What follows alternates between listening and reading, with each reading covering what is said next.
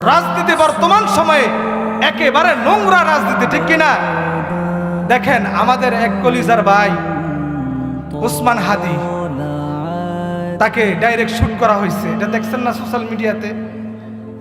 এই ব্যক্তিটা যদিও আমার রক্তের সম্পর্ক না, তার সাথে আমার কোনো রক্তের সম্পর্ক নাই, কিন্তু আলহামদুলিল্লাহ হকের কথা বলছেন। যতদিন পর্যন্ত তার জবানের ভিতরে একটা বাক্য উচ্চারণ হয়েছিল যে আল্লাহ যতদিন পর্যন্ত এই জমিনে রাখবে ততদিন পর্যন্ত আমি হকের কথা বলেই যাব, ঠিক কিনা?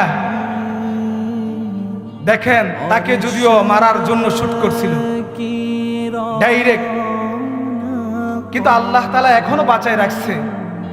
তবে ডাক্তাররা তাকে 95% সম্ভাবনা নাই, কিন্তু তার যে একটা কথা যে দুনিয়াতে আমি 50 বছর বাঁচলাম, আমি ঘরে পড়ে মারা গেলাম, আমার এই মৃত্যুর কি দাম রইল? আর আমি তো শহীদে তামান্না করি, আমি যদি একদিন বাঁচি আমি হকের কথা বলে বাঁচবো। এই যে তার একটা ভিতরে শহীদি তামান্না তার ভিতরে ছিল, আল্লাহ তাআলা হয়তোবা এটা কবুল করছেন। তবে তার জন্য আমরা খাস করে দোয়া করি, আল্লাহ তাআলা যেন এই হাদি ভাইকে আমাদের সামনে আবার যেন পুনরায় ফিরে আনে।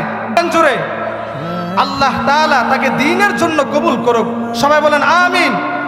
এক হাদিকে মারার চেষ্টা করছে, বাংলাদেশের ভিতরে লক্ষ হাদি জন্মগ্রহণ করছে, ঠিক কিনা?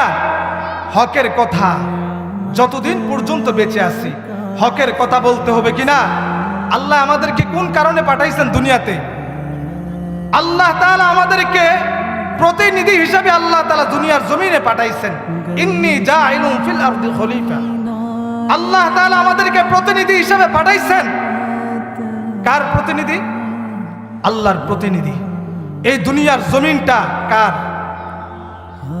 সন্দেহ আছে? আসমান কার? আইন চলবো কার? এখানে আল্লাহর আইন বাদ দিয়া চলতে পারবেন? মাইনাস করে 92% মুসলমানের দেশ। এই দেশের ভিতরে যদি ইসলামের কথা আমি যদি উচ্চ কণ্ঠে না বলতে পারি, আমি একজন আলেম হওয়ার পরে আমার যদি এই দায়িত্ববোধ জায়গা থেকে যদি আমি হকের কথা আওয়াজ দিয়ে না বলতে পারি, হাসরের ময়দানে আল্লাহ তাআলা আমার জিহ্বা কিছুতে কেটে ফেলবে।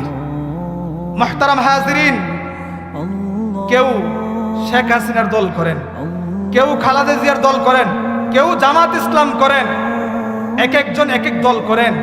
আমরা বলতে চাই, আপনারা যদি শেখ হাসিনার কথা আপনারা যদি ওপেন বলতে পারেন, খালেদা জিয়ার কথা যদি ওপেন বলতে পারেন, ডক্টর শফিকুর রহমান জামাত ইসলামের কথা যদি ওপেন বলতে পারেন, তাহলে যতদিন পর্যন্ত এই জমিনে থাকবো আমরা কি আল্লাহ তাআলার কথা বলবো না?